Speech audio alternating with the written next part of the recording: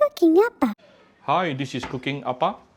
Tonight Appa is going to make Hokkien mee. Yeah, Hokkien mee. This is the KL version of Hokkien mee.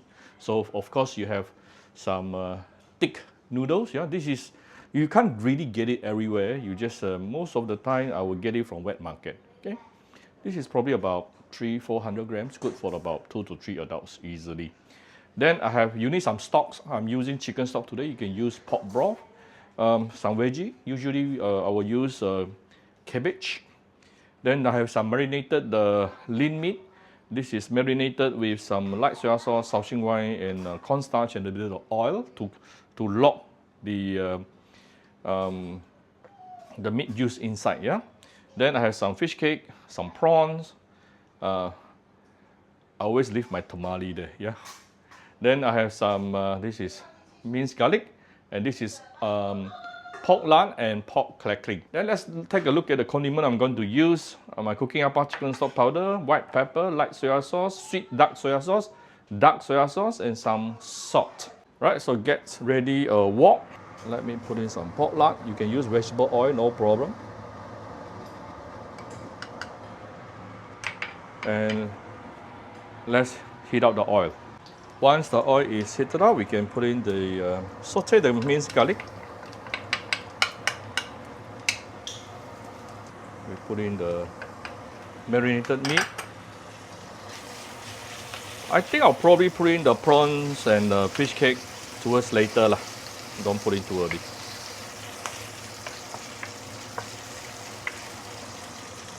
Then we put in the veggie.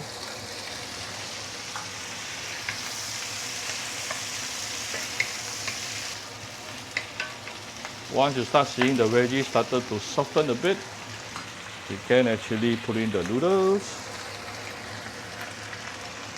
Let me tune down the fire to the lowest fire right now. First of all, I'm going to add in the stock.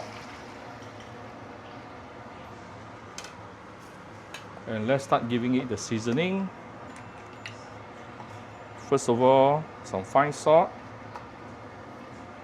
Oh, I think after putting in the stock, I can raise the heat already to medium high. 2 rounds of light soy sauce. This is dark soy sauce for the color.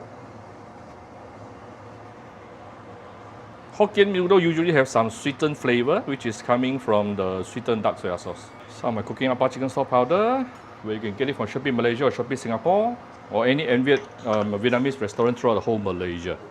Recently, they also opened one outlet in Johor Bahru, so those in Singapore can go and buy from there. Some white pepper. You can see it's all boiling right now. You can close the lid, let it simmer for about 2-3 minutes before we continue. You can continue to let it simmer on medium-high heat also, no problem. This is after about 3 minutes.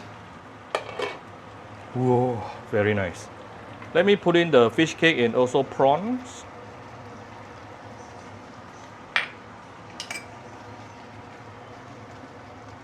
Unlike yellow noodles, this kind of thick noodles can withstand a long cooking time. Yeah, you won't really taste the gan sui mei from the thick noodles. If it's normal yellow noodles, don't cook this long. I'll let it continue simmering for another 2-3 minutes, then it is almost done.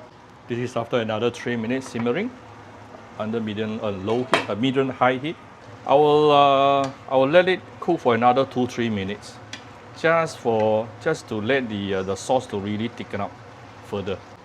You can definitely see the sauce, the broth is getting lesser and lesser, thicken and thicken up. Yeah, I want all the sauce to really cook nicely onto the noodles itself. It's okay to overcook your thick noodle a little bit for Hokkien mee. Yeah.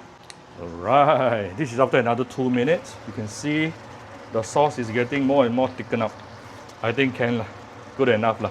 If you want to cook further, also still can. That is the good thing about thick noodles. It can really tahan long cooking time. Alright, with a little bit of sauce. Here's the noodles.